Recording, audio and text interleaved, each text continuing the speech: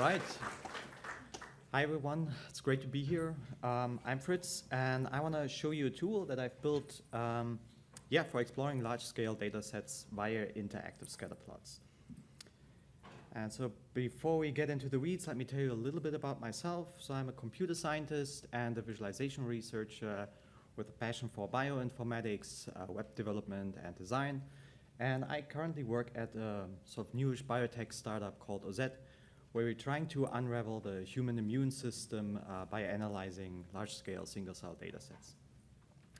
And beyond many things, in order to understand single-cell data, we need scalable visualization tools for interactive exploration. And that's also why I like embedding methods and scatter plots.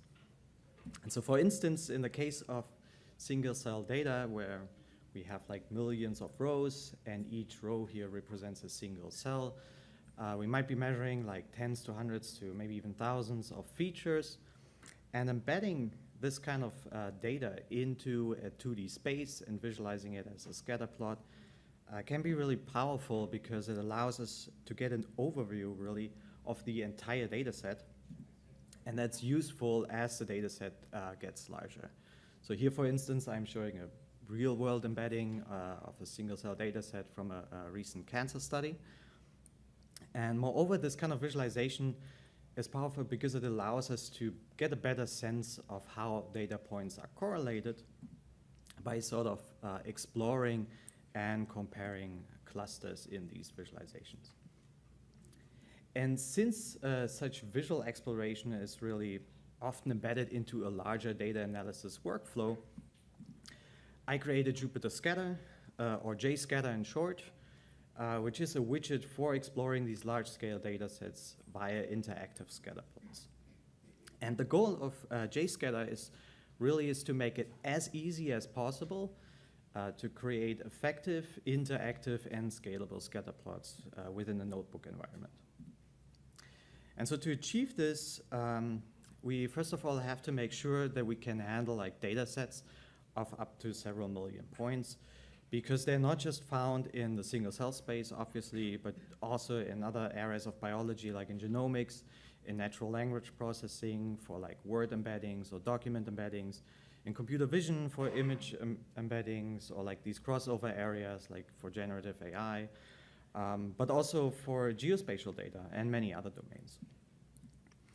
Now, just generating a static image alone is already great, but we want to go further and really sort of dissect and interpret what are these clusters that we can find. And in order to do so, we need to support like interaction techniques like common mouse interactions like pan and zooming, lassoing, and importantly, the point selection should be easily extractable from our tools such that we can go back to the original data and then really interpret what are these records, or like what are these data points that clustered together. Now, being a visualization researcher, one thing that was also very important to me is that JScatter offers like perceptually effective default settings for the point color and opacity by default. So for instance, if I decide to plot a property, a categorical property of my data via the point color, then I want JScatter to automatically pick a categorical color map for me that ideally is also colorblind safe.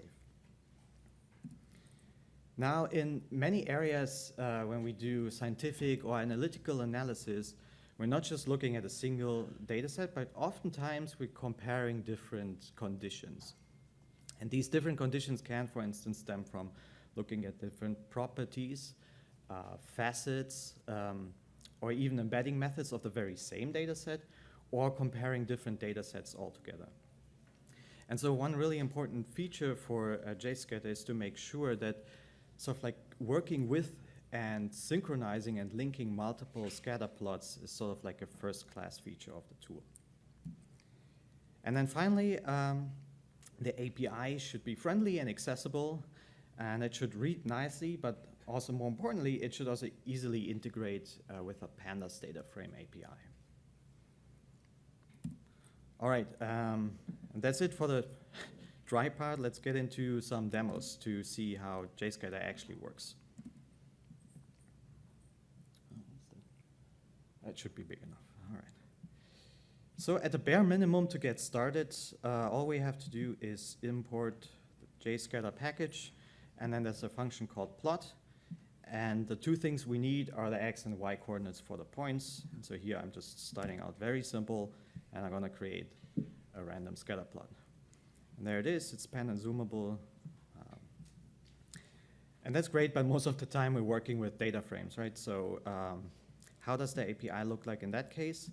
Inspired by kind of Seaborn, in this case, we're just going to bind a data frame to the data property, and now we're going to reference a column, like mass and speed in this case.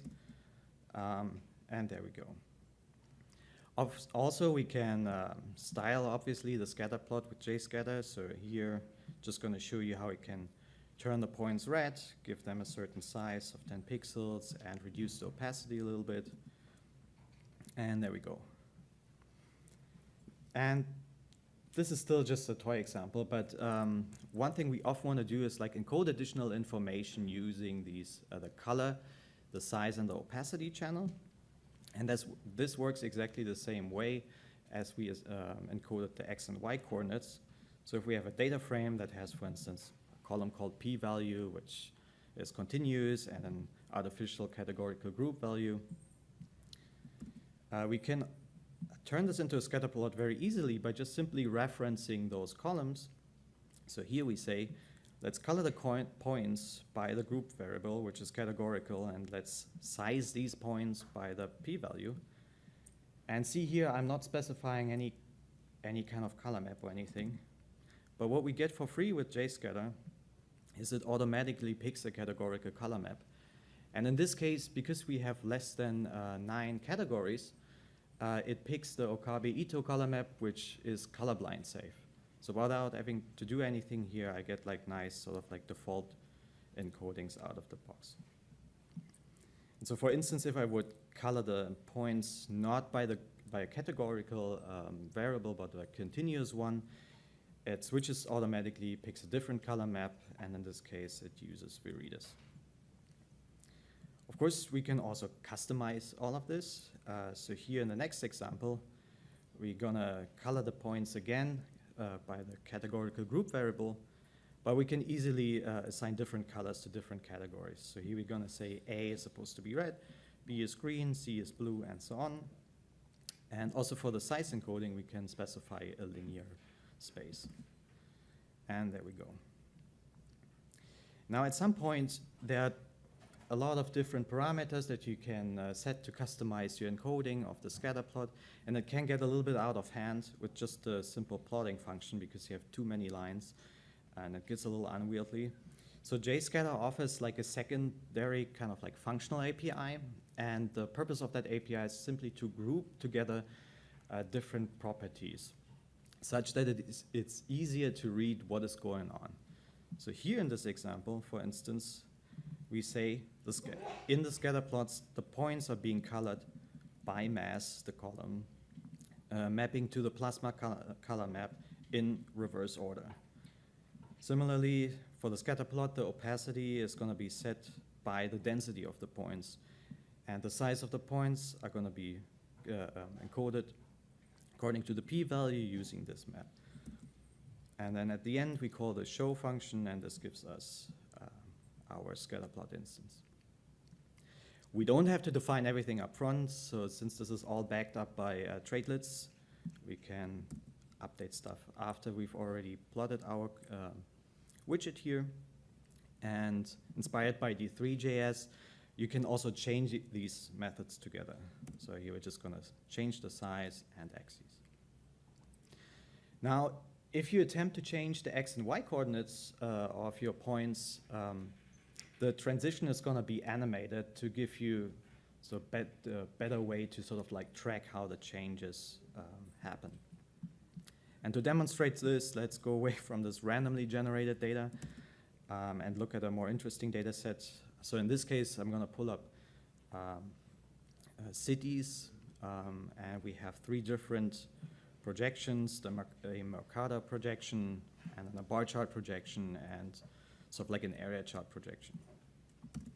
So if we start with the Mercator projection, you see those are all the cities around the world. We have America here, Africa, Europe, Asia, and so on. Now, if I'm going to change the X and Y position of my points to a bar chart representation, we can see that it smoothly animates from one to the other representation. And we don't also just have to stick to linear encoding. We can also apply a log scale on top to better see, for instance, here these continents with fewer cities. And you can further do this, but it's basically the same. It's flying around these points. Now, an important feature that I've mentioned before is that oftentimes it's cool to see these scatter plots, but what we really want to do is understand our data. And so understanding our data means like sort of interacting with these points. And that involves data point selections. All right, and so here, we can do this in two ways with JScatter. We can either programmatically select some points. So there's a function called selection, and we have to pass in some indices. And since this is all built on top of Pandas, this is fairly simple. We just query our data frame however we want, and then we just get the indices back. And when we call this, we see now all the points, in this case cities related to Africa, are selected. We can also interactively select points. So if I just hold down the cursor for a little bit, lasso around, now I've selected some points. The important thing is, when I call the selection function without any arguments, it'll just give me back whatever I just selected. And so these are just the indices. And the reason why this is important is I can now take these indices and go back to my original data frame and pull out what these data records actually were. And so here we see the cities that I've just selected. And so this kind of like API style where like if you omit all the arguments and you just get back the values, this is true for all functions. So I can also just call the XY function without anything, and it'll just tell me how the plot was encoded. Another important feature or goal I mentioned earlier was like scalability. So let's see how far we can scale JScatter. And for that, I'm going to show you another embedding from the single cell space. So the details here don't matter. But what we're going to look at are like some T-cell populations from the cancer study that I've mentioned earlier in the slides. And so now we are looking at like roughly 350,000 points. And you see the performance is pretty much the same. So you can do all the stuff that you did before. But we can take this further. So in the next example, we're going to visualize the Rösler attractor using some million points. So I'm just going to call this function here. And we're going to start off with 2 million.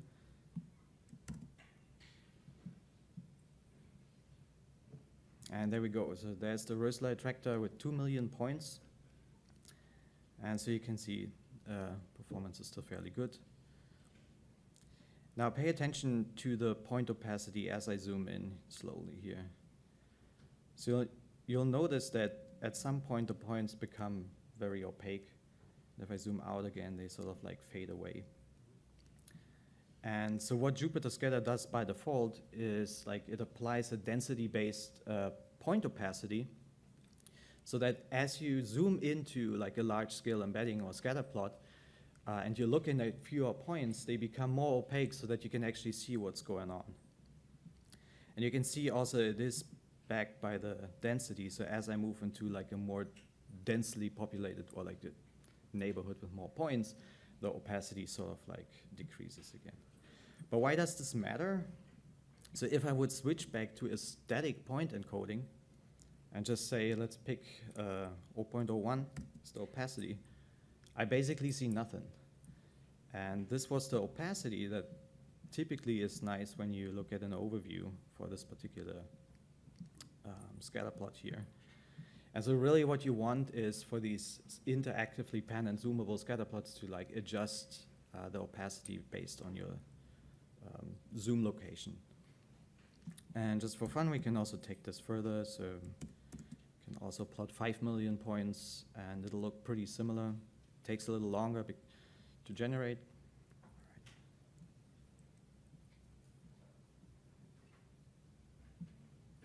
But there we go. Performance is a little slower, but still pretty good. All right, so now we know how to plot a single scatter plot. But an important other feature is how can we handle more than just like one scatter plot instance. And this is also built into JScatter, so we can compose multiple instances. And we're going to start simple again. So there's a function called compose. I'm going to create 2 scatter plots and compose them together. All right, nothing too exciting. It's just like placing them vertically next to each other, horizontally. We can, of course, customize this, and then we have 2 scatters on top of each other. But really the more important feature is like, oftentimes we want to sort of like synchronize these scatter plots together. And so for instance, one use case can be comparing embedding methods where we have the same data set, so we have point correspondence. And so we want to synchronize the hover and selection state. And to demonstrate you how this looks like, I'm going to pull up a fashion amnest data set, which we embedded 4 ways. With PCA, TSNE, UMAP, and a convolutional autoencoder. I'm going to configure, this is just a configuration here for JScatter. And then we create 4 scatter plots, and we're going to compose them. But this time we're going to say, let's synchronize the selection and also the hover state. And so if we do this, also, this looks better in dark. So I'm going to switch over. Now we have these 4 scatter plots. The top left is PCA, we have TSNE, UMAP, and the convolutional autoencoder model. And you see, as I mouse around, the same point is being highlighted in all of the other scatter plots because we have point correspondence. So I can also go in here, select like this outlier cluster, and the same points will also be selected in all of the other scatter plot instances. And you can also automatically zoom in to the location. Another synchronization feature that can be useful is like synchronizing the view state. And this can be really useful when you do faceted analysis and you have a shared sort of like latent space. And to demonstrate this, I'm going to pull up an example from a news data set where we embedded headlines using a language model. So here I'm just configuring it, and this is how the news data set looks like. Very briefly, it's great to see that the colors sort of like are clustering together. So it's telling us roughly that, yes, the language model is sort of detecting similar categories that were manually assigned to these news articles by humans. But one thing here is that these news articles are comprised over many years, so from 2012 to 2022. And one thing I might be interested in is like looking at like, are there any like differences in the articles that have been published over the years? And so we can do this and just simply create multiple scatters for each year individually. And this time we're going to compose them together, where we're going to synchronize the view because it's all embedded into the same latent space. And so here we get a grid of all the years. And now as I pan and zoom around, you see like they all sort of act in synchrony. Because it's the same latent space, it kind of makes sense. And you can start to see interesting stuff.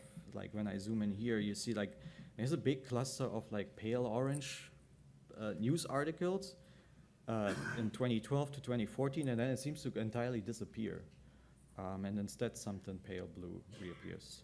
And it seems to like, either way, they have forgotten about a category or they decided to stop publishing articles in that space. Final thing I want to mention on synchronization here is you can also easily synchronize everything, so the view, the selection, and the hovering. And that can typically be useful when you have multiple properties of the same data set that you want to study. So in this example, I'm going to pull up again the same single cell data set that I've showed you before. But instead of just showing you what are the cell types as a distinct categorical color, I'm also going to color it by some protein markers. And since this is so common, there's a sort of like a shorthand function called link. And when we call link on a bunch of scatters, it just links everything together, or like synchronizes everything. So we do this. We have again our cell type cluster here, and then we see it's being colored over here using, according to the CD4 expression, down here CD8, and over here CD19, and everything is synchronized. All right, real quick, you can also take this even further, right? Like just having a scalar plot alone is cool, but oftentimes you want to pull out what are these clusters, like what are the cells that I just selected. And since this is all built around tradelets and lives sort of in the SciPy widget space, we can easily sort of build bespoke interfaces with JScatter and other SciPy widget tools. And so here I'm just gonna, not gonna talk about the details, but about the setup. But basically what we do is we're gonna pull up the same news article, embedding again, but this time we linked it to two drop-downs where we can change the color. So you can, for instance, color the embedding here by year. You can also filter it down. But now the important thing is we can get back to our original data to better understand what are these clusters. So here, for instance, you see that, well, over here it looks like those are all the clusters from 2012, and then it gets a little bit more orange, but it's pretty mixed, except for one area, which is dark red. And so that's down here. And previously we could select things, but we had no clue what was going on, like what are these articles. And we're just using Pandas' pretty print function, capturing it and putting it aside so we can actually look at what are these articles. And this is pretty cool. We could, if we want to take this even further, so for the fashion analyst case, please take a look at the tutorial. We built like a custom widget right within Jupyter in our notebook using any widget, which is a pretty fun new tool, which lets you build custom widgets right here. And what can we do with these? Well, the data points in this case would correspond to images. So we can go back to our outlier, select those, and then we actually see what are these images. We can color them by the class, and so we can go in and say, like, does this actually make sense? Why are the classes here intermixed? And in this case, sometimes it looks similar, sometimes it does not. But this is really cool because you can go to, there's another area where like the assigned classes are sort of intermixed over here. But now that we can actually look at the images, we see, okay, the class of the image changes, but visually it looks pretty similar, so it kind of makes sense that they're all clustering together. All right.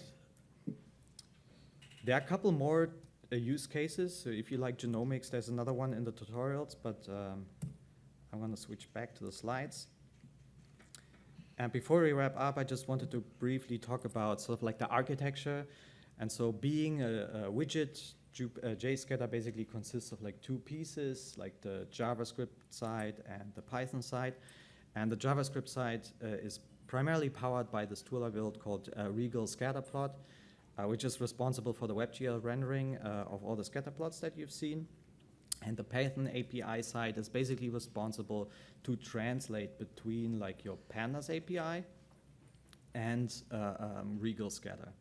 And then everything else is sort of like sort of the whole communication and architecture is being orchestrated by AnyWidget, which is this new tool which makes it really easy to build.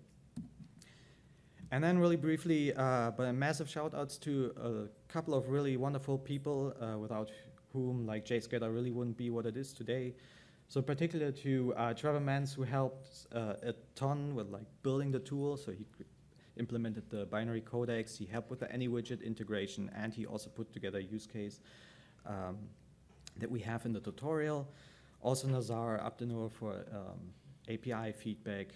Ricky Roycer is a really cool guy. He wrote a really inspirational piece on how to select the right point opacity, which we've integrated and extended in JScatter, and Right to Rail, who built a really cool approach for multi-instance WebGL rendering, which is usually a pain, but he solved the problem. And with that, thank you for your attention, and I'm happy to take your questions.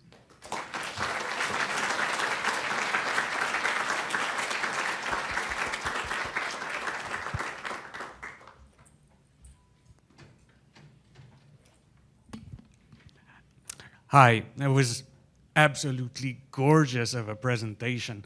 Do you see integration of Jupyter-Scatter, which to me seems to live in the SciPy widget ecosystem? Do you foresee integration with panel? Sorry, with what? The panel framework. Ooh, I haven't directly worked with that, but I wouldn't know why it couldn't be integrated. It just hasn't been like on the radar yet. Yep. Panel can normally handle any SciPy widget. So we haven't tested that one. But. It works. All right. Panel can handle any widget, and it works, were the comments for the audience. Any widget? Hey there, amazing presentation. 2 questions. Number 1, related to the single cell stuff that you mentioned. Do you have any API integrations with data, so it works natively with it, and you can, like utilize all the cell metadata and gene metadata that comes with it? So we have not, and the reason why is like JScatter itself is like very agnostic. It doesn't really matter what you look at. It's just like I look a lot at like single cell stuff, but you can easily build like custom tools sort of around that. I haven't had a chance, but we can chat offline. We actually have like a demo case for like where we build a more sort of like application specific wrapper on top of JScatter, which is again fairly simple because it's like all you need is like the SciPy widget universe and custom loaders and stuff. All right, thank you. And second question, when does it break? So you showed 5 million cells. I at some point work with, or 5 million columns or rows. At some point I worked with 25 million cells, yeah. And then I really didn't find any good solution other than having static images, which are at that point pretty useless. Yeah, totally. So right now it depends a little bit on your hardware, right? Like, but I was able to push it as far as 10 million points, but then there's definitely like the performance degrades. I'm not gonna lie. And so there is actually a slide I left out was like future work. But so I have a couple of ideas, but it needs sort of like a bit of refactoring to get it sort of beyond 10 million points. And that involves all kinds of stuff. And then in that case, you might be better off using other tools like Datashader, where you really don't, where it's really easy to sort of like create like images fast. You might not have the same interactivity, but you get other benefits, right? Like you can infinitely scale this further out. And this is similarly true if you want to plot like multiple instances, right? Like 2 instances of 5 million points is also gonna be very stressful for your machine. So that also factors in. So I can't help thinking as I'm watching this, you're not far away from a scientific image viewer, a fabulous one, really. And you probably could almost get that by just stuffing a NumPy frame into a Pandas data frame. But have you thought about that at all, and like connecting to, say, multidimensional NumPy arrays and viewing just pixels in this? Because that kind of selection stuff would be fabulous. Yeah, I guess I haven't thought too much about that. You could do that. I think at some point, trade-offs kicks in, right? Like, so JScatter is like very optimized for just handling scatter plots, and it really doesn't want to do anything else. But you could obviously do something around this. I don't know about dense, when it gets too dense, how that would impact the performance, to be honest. It's something we'd have to test. But yeah, would be interesting to explore, depending on time, yeah. Sorry to hijack, I'm just responding to you. The HoloViz tools do allow you to handle displaying the images and selecting and linking them between them in a very similar way. They don't care whether it's multidimensional data or point data.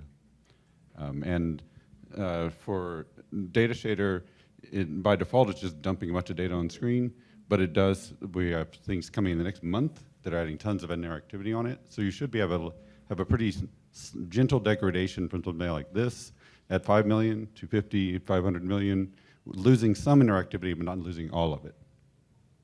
So this is a great place to start. Any other questions? one more.